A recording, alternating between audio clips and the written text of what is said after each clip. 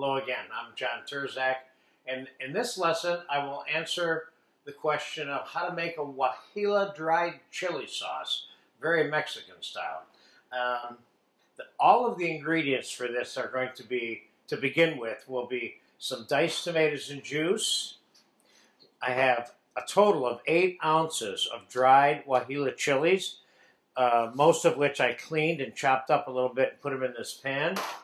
And I'm going to add a cup of whole garlic cloves.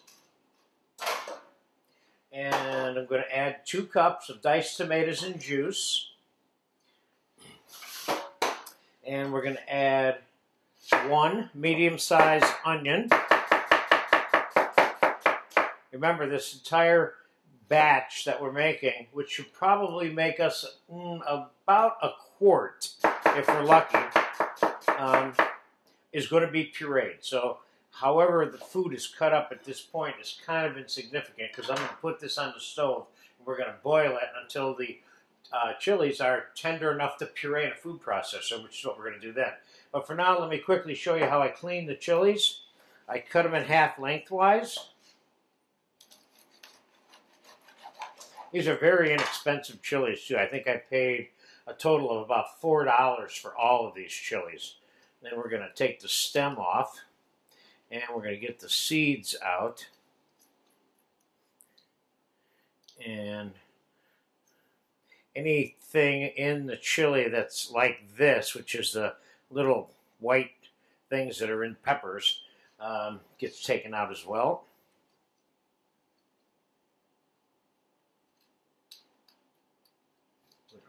Don't even have to cut those up. I mean, you don't have to cut them up at all if you don't want to.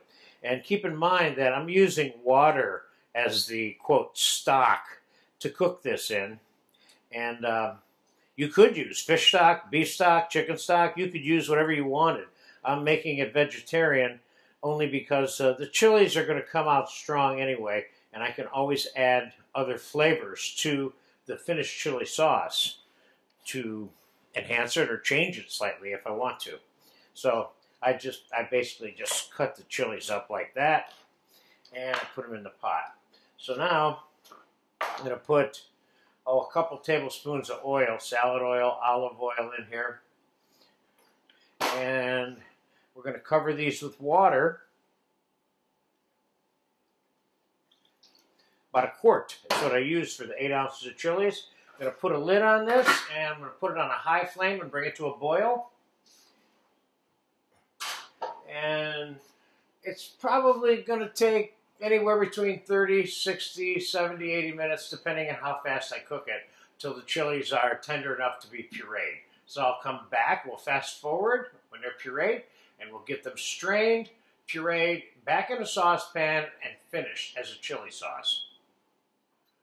Okay, the Guajillo chilies have been simmering for almost an hour, and they're definitely tender enough right now to be pureed. So we're going to take them off the stove, and we're going to strain this.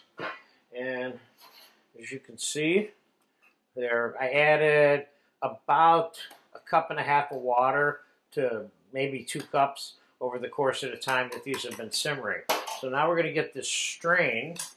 And then we're going to puree these chilies and garlic and onion together. Let's get it in the food processor.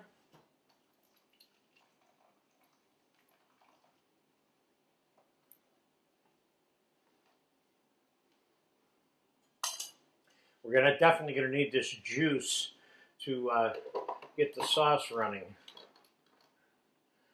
To finish the sauce with.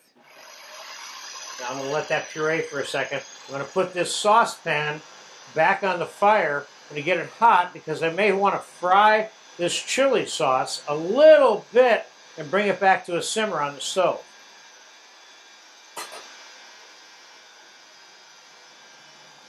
Meanwhile, it looks like we're getting ourselves a nice red sauce here. Let's take a look. Yes, yes, yes.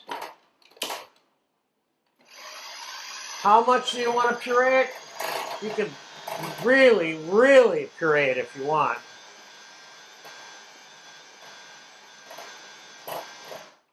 and that's enough for me. And what I'm going to do now is I'm going to take this and push it through that same strainer back into the juice.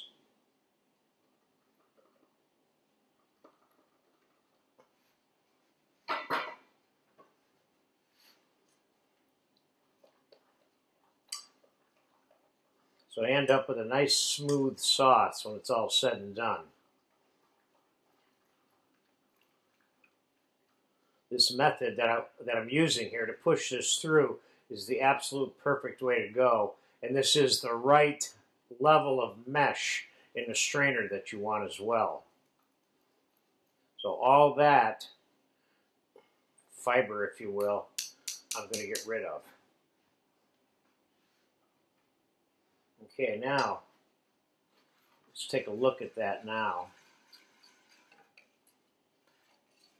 This sauce is looking good.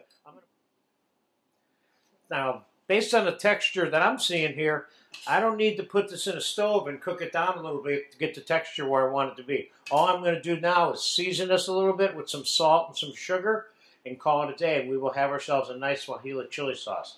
First, let's give it a taste. I know it's going to need some salt and some sugar, which it does.